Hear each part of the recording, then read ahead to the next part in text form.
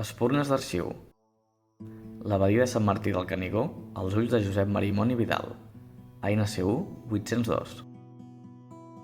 En les dècades dels anys 20 i 30 del segle XX, Marimon retratà grans peces del patrimoni arquitectònic medieval català: Sant Joan de les Abadesses, Poblet, Santes Creus i Sant Cugat del Vallès.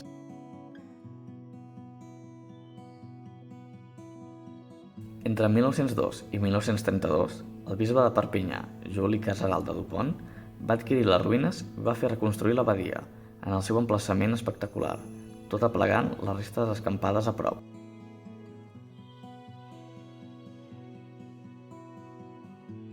La compra de les restes de l'abadia es va fer a instàncies del poeta Jacint Verdaguer, amic del bisbe, a través de donatius de milers de catalans dels dos costats de la frontera.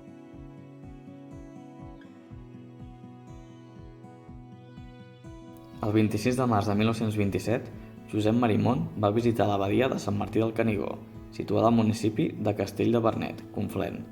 Ens va llegar aquest reportatge magnífic.